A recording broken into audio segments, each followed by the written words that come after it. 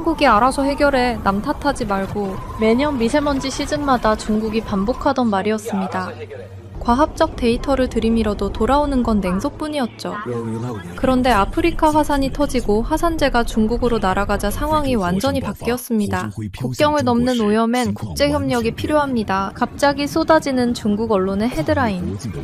이걸 지켜보던 30년 경력의 유럽 대기과학자가 한마디 내뱉었습니다. 역지사지라더니 직접 당해보니까 이제야 아시는군요. 대체 그 며칠간 중국에서 무슨 일이 벌어졌던 걸까요?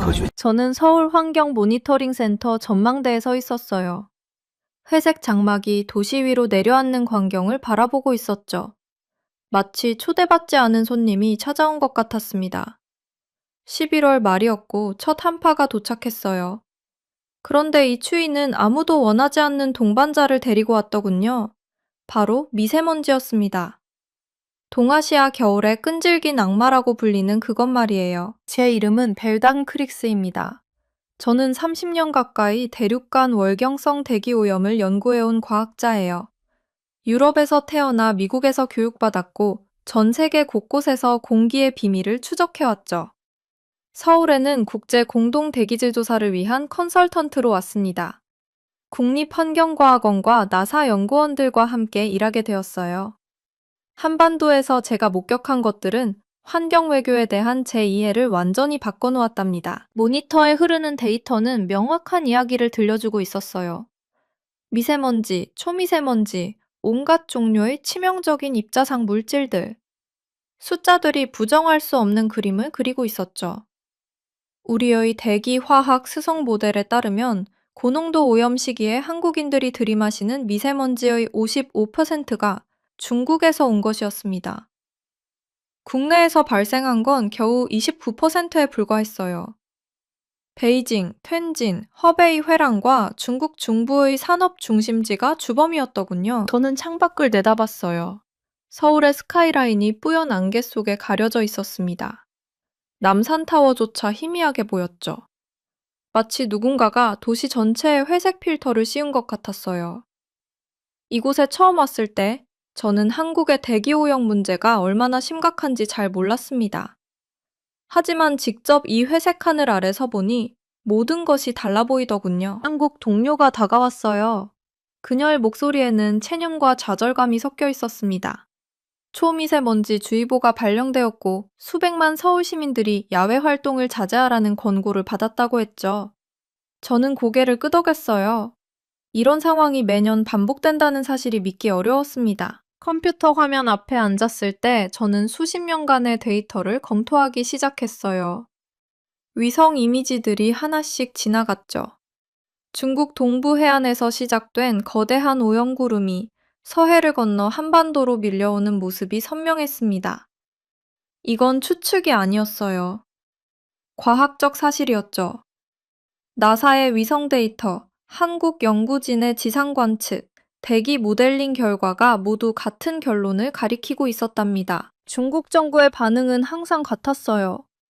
한국이 자체적으로 해결해야 한다는 것이었습니다. 해마다 이 말이 외교 채널을 통해 메아리 쳤죠. 그동안 한국 시민들은 계속해서 고통받았습니다. 어린이들은 마스크를 쓰고 등교했고, 노인들은 집 안에 갇혀 지내야 했어요. 야외 행사들은 취소되었고, 사람들의 일상이 회색 공기에 의해 좌우되었죠. 저는 제 경력에서 많은 환경 문제를 봐왔습니다. 유럽의 산성비, 아시아의 스모그, 아프리카의 사막화.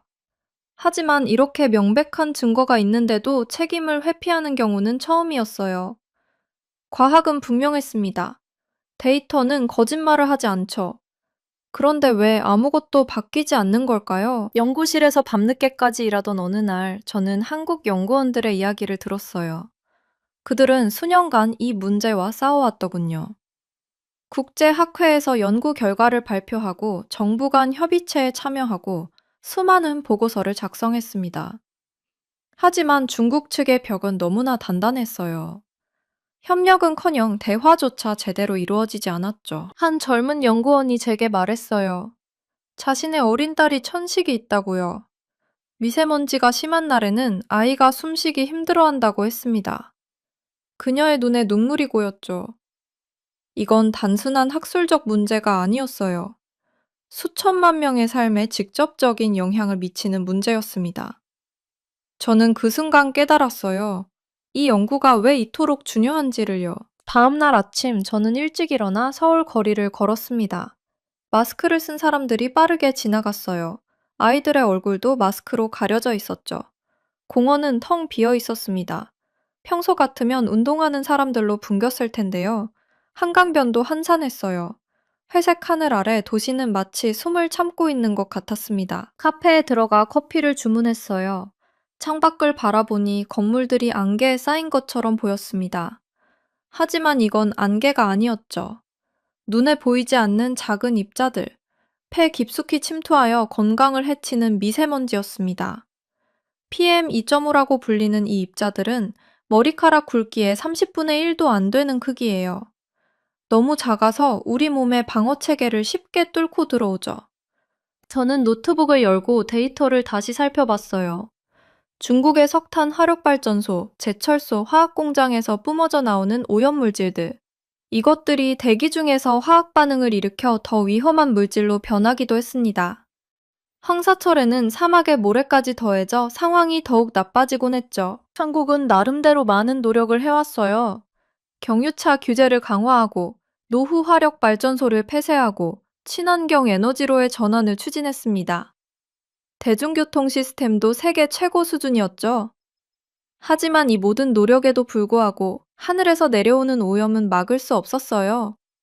국경을 넘어오는 먼지에는 비자가 필요 없었던 겁니다. 몇 주가 지나면서 저는 한국의 과학자들과 깊은 유대감을 형성했어요.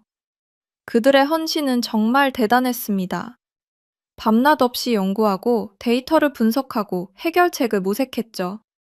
국제사회의 관심을 끌기 위해 끊임없이 노력했어요. 하지만 정치적 장벽은 과학적 진실보다 더 견고해 보였습니다. 어느 날 저녁, 저는 연구소 옥상에 올라갔어요. 해가 지고 있었지만 석양의 아름다운 색깔은 볼 수 없었습니다. 대신 탁한 주황빛만이 하늘을 물들이고 있었죠. 이 색깔조차 오염 때문이라는 걸 저는 알고 있었어요. 역설적이게도 오염된 하늘이 만들어내는 석양은 때때로 아름답게 보이기도 했습니다. 하지만 그 아름다움 뒤에 숨겨진 진실은 결코 아름답지 않았죠. 저는 그 순간 결심했어요. 이 이야기를 세상에 알려야 한다고요. 한국이 겪고 있는 이 부당한 상황을, 과학적 증거가 무시당하는 이 현실을, 수천만 명이 매년 고통받는 이 비극을요. 제가 할 수 있는 일이 있다면 저는 반드시 해야 했습니다. 연구소로 돌아오는 길에 저는 마스크를 쓴 어린 소녀와 눈이 마주쳤어요. 그 아이의 눈에는 호기심이 가득했습니다. 아마 외국인인 저를 신기하게 바라보았던 것 같아요. 저는 미소를 지었지만 마음 한편이 무거웠습니다. 이 아이에게 맑은 하늘을 돌려줄 수 있을까요? 이 아이가 마스크 없이 뛰어놀 수 있는 날이 올까요? 그날 밤 저는 보고서 초안을 작성하기 시작했어요. 제목은 간단했습니다. 동아시아 미세먼지, 과학과 정치의 충돌. 키보드를 두드리면서 저는 앞으로 펼쳐질 일들을 상상조차 하지 못했죠. 이 연구가 얼마나 큰 파장을 일으킬지, 얼마나 많은 저항에 부딪힐지를요. 하지만 그건 나중의 이야기입니다. 그해 겨울, 서울의 하늘은 계속해서 회색이었어요. 미세먼지 경보는 거의 매일 발령되었죠. 사람들은 견뎌냈습니다. 불평하면서도, 체념하면서도, 그래도 희망을 버리지 않으면서요. 한국인들의 회복력은 정말 놀라웠어요. 역경 속에서도 웃음을 잃지 않는 그들의 모습은 저에게 깊은 인상을 남겼답니다. 저는 이 나라의 겨울을 기억할 거예요. 불만의 겨울이라고 부르기로 했죠. 하지만 동시에 이건 변화의 시작이기도 했습니다. 어둠이 가장 짙을 때 새벽이 가장 가까운 법이니까요. 그리고 저는 그 새벽을 목격하게 될 거라는 걸 그때는 아직 몰랐습니다. 저는 원래 숫자만 다루는 사람이었어요. 대기과학자로서 제 일상은 입자 농도, 풍향 패턴, 확산 모델 같은 추상적인 데이터와 씨름하는 것이었죠. 서울에서 컨설팅 프로젝트를 시작하기 전까지 저는 그 숫자들이 무엇을 의미하는지 진정으로 이해하지 못했습니다. 아니, 이해하고 싶지 않았는지도 모르겠어요. 그해 봄, 서울은 회색빛 안개에 갇혀 있었습니다. 처음 인천공항에 내렸을 때 저는 창밖을 바라보며 깜짝 놀랐어요. 분명 맑은 날이라고 했는데 하늘이 뿌옇게 흐려져 있더군요. 활주로 끝이 보이지 않았습니다. 안개인가 싶었죠. 하지만 그건 안개가 아니었어요. 초미세먼지였습니다. 정함을 빠져나오는 동안 목이 따끔거리기 시작했어요. 눈도 약간 따가웠죠. 택시기사님이 마스크를 건네주시면서 이렇게 말씀하셨습니다. 오늘 나쁨이에요. 조심하세요. 그게 제가 서울에서 들은 첫 번째 경고였답니다. 서울대학교 병원에 박지영 교수님을 만난 건 프로젝트 시작 이틀째였어요. 우리 연구팀은 대기오염이 한국인의 건강에 미치는 영향을 분석하고 있었죠. 박 교수님은 심혈관 질환 전문가였는데 그분이 보여주신 자료는 저를 완전히 뒤흔들어 놓았습니다. 여기 보세요. 박 교수님이 노트북 화면을 저쪽으로 돌리셨어요. 그래프가 떠 있었는데 선 하나가 무섭게 치솟고 있더군요. 저는 처음에 그게 뭔지 이해하지 못했습니다. 이게 뭔가요? 초미세먼지로 인한 초과 사망자 수입니다. 초과 사망. 그 단어가 머릿속에 박혔어요. 원래 죽지 않았어야 할 사람들. 먼지 때문에 목숨을 잃은 사람들. 5년 동안 허혈성 심장질환으로 사망한 초과 사망자가 2,861명이라고 했습니다. 저는 잠시 말을 잃었어요. 2,861명. 그건 그냥 숫자가 아니었습니다. 누군가의 할머니, 할아버지, 아버지, 어머니였죠. 아침마다 공원을 산책하던 노인, 손자, 손녀의 졸업식을 기다리던 어르신, 퇴직 후 여행을 계획하던 부부. 그들의 심장이 멈췄어요. 눈에 보이지도 않는 작은 입자들 때문에. 박 교수님은 차분하게 설명을 이어가셨습니다. 하지만 그분의 눈빛에서 저는 분노를 읽을 수 있었어요. 초미세먼지, 즉 PM2.은 지름이 2.5 마이크로미터 이하인 아주 작은 입자를 말해요. 얼마나 작은지 감이 안 오시죠? 머리카락 굵기의 30분의 1보다 더 작습니다. 눈으로는 절대 볼 수 없어요. 하지만 그 작은 크기가 바로 문제였습니다. 입자가 작으면 작을수록 몸속 깊이 들어가거든요. 코와 입으로 들어온 초미세먼지는 기관지를 지나 폐 깊숙이 파고듭니다. 거기서 멈추지 않아요. 폐포를 통해 혈관으로 침투하죠. 그러면 혈액을 타고 온몸을 돌아다니게 됩니다. 심장에 도착하면 염증을 일으키고 동맥을 좁히고 결국 심장마비를 유발해요. 노인분들이 가장 취약합니다. 박 교수님이 또 다른 그래프를 보여주셨어요. 나이별 사망률 곡선이었는데 65세 이상에서 급격하게 상승하더군요. 10만 명당 139.8명의 초과 사망률. 저는 계산기를 두드렸습니다. 서울의 65세 이상 인구가 약 150만 명이니까 매년 수백 명이 초미세먼지 때문에 목숨을 잃고 있다는 뜻이었어요. 미세먼지 농도를 환경 기준인 15마이크로그램 이하로 낮출 수 있다면요? 제가 물었습니다. 5년간 837명의 생명을 구할 수 있습니다. 서울에서만요. 첩 37명. 구할 수 있는 생명. 하지만 어떻게? 저는 그날 밤 호텔로 돌아와서 오랫동안 창밖을 바라봤어요. 서울의 야경이 희미하게 보였습니다. 불빛들이 뿌연 공기 속에서 흐릿하게 번지고 있었죠. 평소 같으면 아름답다고 생각했을 거예요. 하지만 그날은 그렇게 느껴지지 않았습니다. 저 뿌연 공기 속에 무엇이 들어있는지 이제 알았으니까요. 중금속, 질산염, 황산염, 유기탄소. 산업시설에서, 자동차에서, 발전소에서 뿜어져 나온 독성 물질들. 그것들이 공기 중에 떠다니면서 사람들의 폐 속으로 스며들고 있었습니다. 지금 이 순간에도 저는 노트북을 열고 데이터를 다시 살펴보기 시작했어요. 한국의 초미세먼지가 어디서 오는지 분석한 자료들이 있었습니다. 결과는 충격적이었죠. 국내 발생부는 전체의 30토로 50% 정도에 불과했어요. 나머지 50토를 70%는 외부에서 유입되고 있었습니다. 바로 중국에서요. 지도를 펼쳐보면 이해가 갈 거예요. 중국 대륙과 한반도 사이에는 바다가 있지만 그 거리는 고작 수백 킬로미터에 불과합니다. 편서풍을 타면 중국의 대기오염물질이 하루 만에 한국에 도착할 수 있어요. 국경이요? 미세먼지에게는 의미가 없습니다. 여권도 비자도 필요 없죠. 그냥 바람만 불면 되니까요. 다음 날 저는 환경부 관계자를 만났습니다. 그분은 한국 정부가 취하고 있는 대책들을 설명해 주셨어요. 석탄 화력 발전소 17기를 계절 관리 기간에 가동 중단합니다. 들으면서 적었죠. 고배출 차량 운행 제한도 시행하고 있고요. 친환경차 보급도 확대하고 있습니다. 노력하고 있다는 건 알 수 있었어요. 진심이었습니다. 하지만 저는 데이터를 아는 사람이었죠. 아무리 열심히 국내 배출량을 줄여도 절반 이상이 외부에서 들어온다면 중국과는 어떻게 협력하고 계신가요? 제가 조심스럽게 물었습니다. 그분의 표정이 굳어지더군요. 잠시 침묵이 흘렀어요. 협력을 요청하고 있습니다. 공동 연구도 진행하고 있고요. 하지만 목소리에 힘이 없었습니다. 저는 그 의미를 알았어요. 중국은 자국 배출량이 한국에 영향을 미친다는 사실을 인정하지 않고 있었던 거죠. 과학적 데이터가 있어도 위성사진이 있어도 중국은 부인했습니다. 한국 스스로 만든 오염이다. 중국 측의 공식 입장이었어요. 마치 범인이 현장에서 잡혔는데도 내가 아니다라고 우기는 것과 같았죠. 답답했습니다. 정말 답답했어요. 저는 그 주 내내 서울 곳곳을 돌아다녔습니다. 병원을 방문하고 연구자들을 만나고 시민들과 대화했어요. 가는 곳마다 같은 이야기를 들었습니다. 예전엔 이렇지 않았어요. 어느 약국 사장님이 말씀하셨죠. 10년 전만 해도 마스크가 뭔지도 몰랐는데 요즘은 마스크 없이 못 나가요. 아이들을 데리고 나온 젊은 엄마는 공기청정기를 3대나 샀다고 했습니다. 집 안에서도 불안하다고요.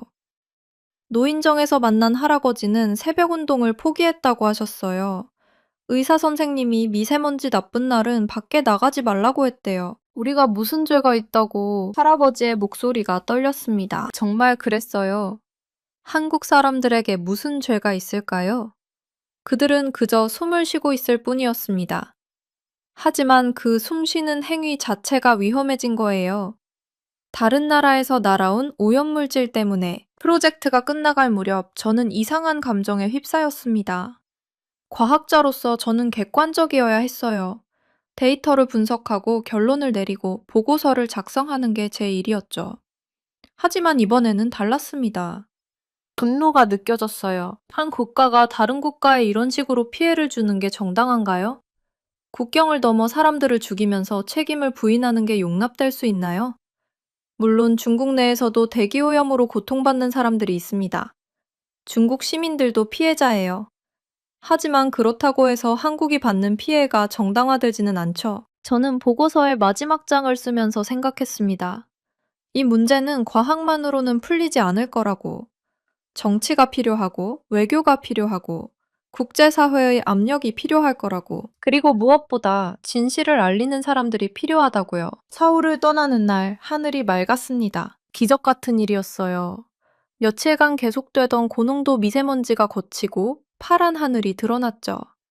사람들이 거리로 나왔습니다. 마스크를 벗고 활짝 웃으면서요. 아이들이 뛰어놀았어요. 노인들이 공원 벤치에 앉아 햇볕을 쬐고 있었습니다. 저는 그 모습을 오래도록 바라봤습니다. 이게 원래 일상이어야 하는데 맑은 공기를 마시며 사는 것, 하늘을 올려다보며 감탄하는 것, 마음 놓고 밖에서 뛰노는 것, 그게 당연해야 하는데 비행기가 이륙하자 서울이 점점 작아졌어요. 창밖으로 한반도 전체가 보이더군요. 그리고 서쪽으로 거대한 중국 대륙이 펼쳐져 있었습니다. 두 나라 사이의 좁은 바다. 바람이 불면 모든 것이 건너오는 그 바다. 저는 알았어요. 이 이야기는 여기서 끝나지 않을 거라고. 숨겨진 전쟁은 계속되고 있었습니다. 보이지 않는 살인자들이 매일 국경을 넘고 있었죠. 그리고 한국은 그 전쟁에서 혼자 싸우고 있었답니다. 서울에 머무는 동안 그 텔레비전 프로그램이 방영됐어요. 제 한국인 동료들은 화면 앞에 모여들었죠. 그들의 표정은 호기심과 불안 사이를 오갔습니다. 한국 방송사가 중국 거리에서 인터뷰를 진행했어요. 평범한 시민들에게 물었죠. 당신 나라가 한국의 대기오염에 어떤 영향을 미치고 있다고 생각하느냐고요? 저는 화면을 뚫어지게 바라봤습니다. 첫 번째 인터뷰 대상자가 나왔어요. 중년의 여성이었죠. 그녀는 카메라를 똑바로 바라보며 말했습니다. 한국이 스스로 무슨 위험 관리를 했느냐고요. 남 탓하지 말고 자기들이 알아서 관리하라고요. 그녀의 목소리는 퉁명스러웠습니다. 마치 어리석은 질문을 받은 사람처럼요. 저는 옆에 앉은 동료의 어깨가 굳어지는 걸 느꼈어요. 다음 사람이 나왔습니다. 젊은 남성이었죠? 그는 어깨를 으쓱하며 대답했어요. 각 나라가 자기 영토를 보호해야 한다고요? 마치 미세먼지가 국경선을 존중하기라도 하는 것처럼요. 마치 대기물리학이 민족주의 원칙에 따라 작동하기라도 하는 것처럼요. 저는 믿을 수가 없었습니다. 바람은 국경을 모릅니다. 공기는 여권을 확인하지 않죠. 중국 공장에서 뿜어져 나온 오염물질은 서풍을 타고 황해를 건넙니다. 이건 정치적 의견이 아니에요. 물리학입니다. 과학이죠. 하지만 화면 속 사람들은 전혀 다른 현실에 살고 있는 것 같았어요. 세 번째 인터뷰 대상자가 등장했습니다. 이번엔 할아버지였죠. 그는 손을 저으며 말했어요. 한국이 알아서 해결해야 한다고요. 중국 책임이 아니라고요. 저는 동료들의 얼굴을 살폈습니다. 인터뷰가 계속될수록 그들의 표정은 점점 어두워졌어요. 분노가 아니었습니다. 그보다 더 깊은 무언가였죠. 허탈함이었을까요? 아니면 배신감이었을까요? 이 사람들은 정보 관리가 아니었어요. 외교적 언어로 훈련받은 대변인이 아니었죠. 그냥 평범한 시민들이었습니다. 진심으로 자기 나라가 이웃 나라를 오염시키는데 아무런 책임이 없다고 믿는 것 같았어요. 저는 창밖을 바라봤습니다. 서울의 하늘은 그날도 뿌옇게 흐려 있었죠. 마스크 없이는 거리를 걷기 힘든 날이었습니다. 유치원생들이 야외 활동을 취소당하는 날이었어요. 노인들이 집안에 갇혀 지내야 하는 날이었죠. 5천만 한국인들은 이미 할 수 있는 모든 것을 하고 있었습니다. 한국은 국내 석탄 발전소를 줄였어요. 노후 경유차를 퇴출시켰죠. 공장 배출 기준을 강화했습니다. 그런데도 하늘은 맑아지지 않았어요. 왜냐하면 문제의 상당 부분이 바다 건너에서 날아오고 있었기 때문이죠. 그리고 그 바다 건너 나라는 책임을 부정하고 있었습니다. 인터뷰 영상이 끝났어요. 화면이 스튜디오로 전환됐죠. 하지만 아무도 말이 없었습니다. 침묵이 방안을 가득 채웠어요. 저는 그 침묵의 무게를 느꼈습니다. 한 동료가 마침내 입을 열었어요. 그는 한숨을 쉬며 중얼거렸죠. 저 사람들이 진짜 저렇게 생각하는 거냐고요. 아니면 카메라 앞이라 저렇게 말하는 거냐고요. 저는 대답할 수 없었습니다. 솔직히 어느 쪽이 더 나은 건지도 모르겠더군요. 중국 외교부의 공식 입장도 크게 다르지 않았어요. 2019년 한국 과학자들이 방대한 연구 결과를 발표했습니다. 7개의 독립적인 대기 모델을 사용해 미세먼지의 기원을 추적했죠. 결론은 명확했어요. 한국의 초미세먼지 중 상당 부분이 중국에서 유입된다는 것이었습니다. 이건 추측이 아니었어요. 동료 심사를 거친 과학 연구였죠. 객관적인 데이터에 기반한 분석이었습니다. 하지만 중국 정부의 반응은 차가웠어요. 증거가 불충분합니다. 그들은 이렇게 말했죠. 원인이 매우 복잡하다고요. 단순하게 어느 한 나라를 지목할 수 없다고요. 저는 그 발표를 듣고 가슴이 답답해졌습니다. 과학은 거짓말을 하지 않아요. 대기 모델은 편견이 없죠. 위성 이미지는 정치적 의도를 갖고 있지 않습니다. 그런데도 과학적 증거는 전략적 부정의 요새를 뚫지 못했어요. 저는 왜 이런 일이 일어나는지 이해하려고 노력했습니다. 중국이 책임을 인정하면 무슨 일이 벌어질까요? 배상 요구가 쏟아질 거예요. 국내 여론이 악화될 거죠. 환경 규제 강화 압박이 거세질 겁니다. 경제적 비용이 천문학적으로 늘어날 거예요. 그러니까 부정하는 게 더 쉬운 거죠. 복잡하다고 말하는 게 더 편한 겁니다. 하지만 그 대가를 치르는 건 누구였을까요? 서울의 어린이들이었습니다. 미세먼지 때문에 놀이터에서 뛰어놀지 못하는 아이들이었어요. 부산의 노인들이었죠. 창문을 꼭 닫고 공기청정기 옆에 앉아 있어야 하는 어르신들이었습니다. 저는 분노가 치밀어 올랐어요. 하지만 동시에 무력감도 느꼈죠. 그 인터뷰 영상은 한국 전역으로 퍼져나갔습니다. 소셜미디어는 들끓었어요. 댓글은 수만 개가 달렸죠. 사람들의 반응은 다양했습니다. 어떤 이들은 분노했어요. 어떤 이들은 냉소했죠. 어떤 이들은 체념했습니다. 저는 그 댓글들을 읽으며 한국인들의 감정을 조금이나마 이해할 수 있었어요. 그들은 수십 년간 열심히 일해왔습니다. 가난한 나라에서 선진국으로 도약했죠. 환경 문제도 진지하게 받아들였어요. 국내 오염을 줄이기 위해 엄청난 노력을 기울였습니다. 그런데 이웃나라가 그 모든 노력을 무력화시키고 있었어요. 그리고 책임은 인정하지 않았죠. 이건 마치 열심히 청소한 방에 누군가 계속 쓰레기를 던져놓는 것과 같았습니다. 그리고 그 사람은 자기가 던진 게 아니라고 우기는 거죠. 저는 한 가지 의문이 들었어요. 한국은 어떻게 대응해야 할까요? 외교적 항의는 별 효과가 없었습니다. 과학적 증거도 무시당했죠. 국제기구에 호소해봐야 강제력이 없었어요. 그렇다고 가만히 앉아서 당할 수도 없는 노릇이었습니다. 저는 취재를 계속하면서 흥미로운 사실을 발견했어요. 한국이 이 문제를 전혀 다른 방식으로 접근하기 시작했다는 것이었죠. 정면 대결이 아니었습니다. 우회로를 찾는 거였어요. 기술로 해결책을 모색하는 거였죠. 그리고 장기적인 관점에서 게임의 규칙 자체를 바꾸려는 시도였습니다. 하지만 그건 다음 장에서 이야기할 내용이에요. 그날 밤 저는 호텔방에서 창밖을 바라봤습니다. 서울의 야경은 아름다웠어요. 수많은 불빛이 반짝이고 있었죠.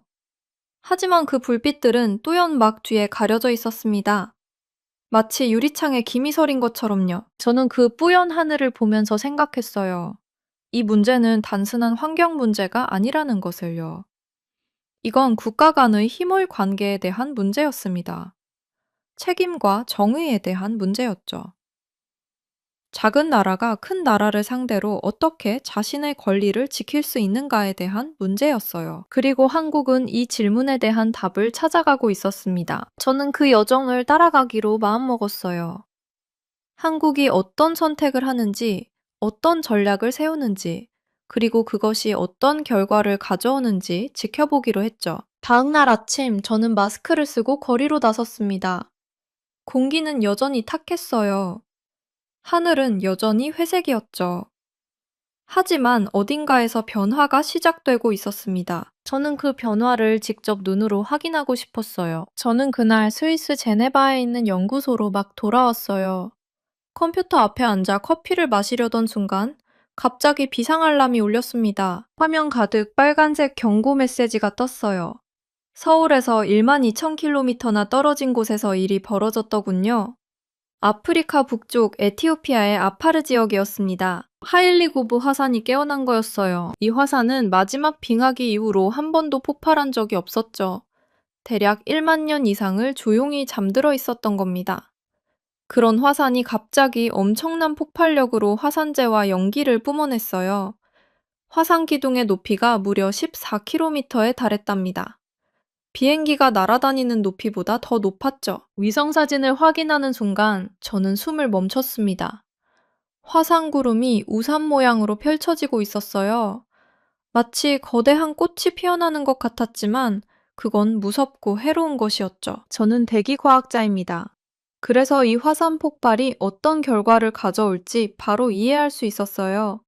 하일리구브 화산은 동아프리카 열곡대 위에 있는데 이곳에서는 아프리카판과 아라비아판이 서로 천천히 떨어지고 있거든요. 이런 지각 활동이 화산 폭발을 일으킬 수 있는 조건을 만들어요. 저는 곧바로 화산재 구름의 이동 경로를 추적하기 시작했습니다. 재미있는 건 우리가 사용하는 컴퓨터 모델이 원래 중국발 미세먼지가 한국으로 날아오는 경로를 추적하기 위해 만들어진 것이었다는 거예요. 이제 그 같은 모델로 화산재를 추적하게 되었죠. 첫 번째 결과가 나왔을 때 저는 눈을 의심했습니다. 화산재가 불과 몇 시간 만에 홍해를 건넜어요. 예멘과 오만의 하늘이 회색빛으로 물들었죠. 이틀 뒤에는 인도 대륙 전체를 가로질렀습니다. 원래 공기오염이 심한 델리에 화산재까지 더해진 거였어요. 하지만 화산재는 거기서 멈추지 않았습니다.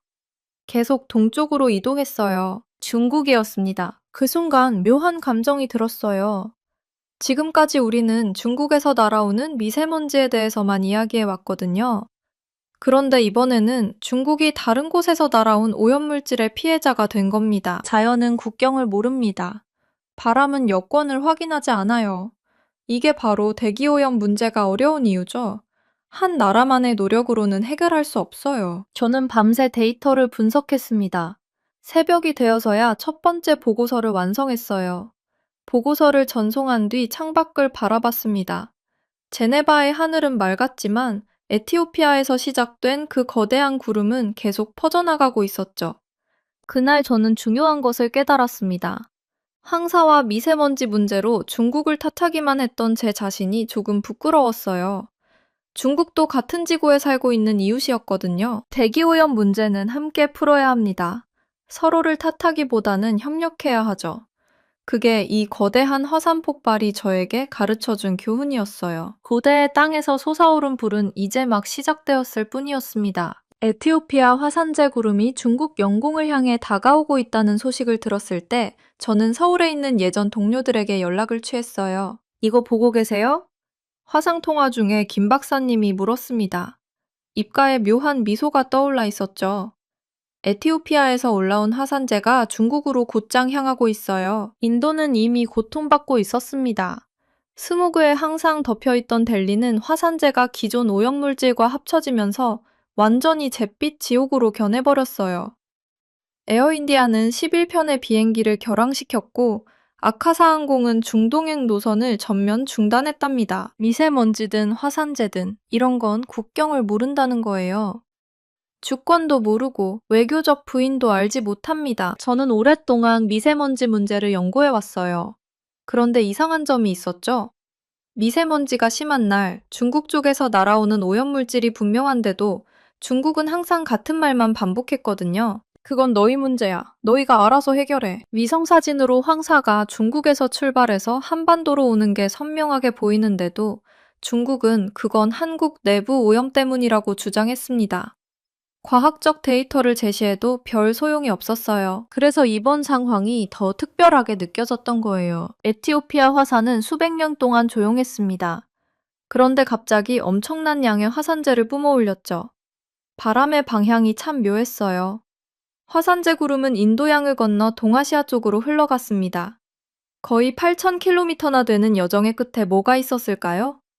바로 중국이었답니다. 화산재가 중국 서부 지역에 도착하기 시작하자 중국 언론에서 갑자기 많은 기사가 쏟아져 나왔어요. 국경을 넘어오는 대기오염의 위험성, 국제사회의 공동대응 필요성 같은 제목들이었죠. 저는 쓴웃음이 나왔습니다. 한국이 미세먼지로 고통받을 때는 그건 너희 문제라고 하더니 이제 자기네가 국경을 넘어오는 오염물질 때문에 고생하게 되니까 갑자기 국제협력이 중요하다는 거예요. 역지사지라는 말이 있잖아요. 김 박사님이 말씀하셨어요. 상대방 입장에 서봐야 비로소 알게 되는 거죠. 물론 저는 중국 시민들이 고통받는 걸 원하지 않습니다. 환경 문제로 고통받는 건 누구에게나 힘든 일이에요. 저는 그걸 한국에서 이미 충분히 경험했거든요. 하지만 이건 중요한 교훈이 될 수 있다고 생각합니다. 국경을 넘는 대기오염은 어느 한 나라의 문제가 아니에요. 바람은 여권을 묻지 않거든요. 오염물질은 국적이 없답니다. 화산재 구름은 계속 동쪽으로 이동했습니다. 앞으로 3일 안에 베이징, 상하이, 광저우 같은 대도시들이 영향권에 들어가게 될 거예요. 저는 컴퓨터 화면 앞에 앉아서 위성 이미지를 지켜봤습니다. 제로 쓰인 아이러니가 천천히 그 형태를 드러내고 있었어요.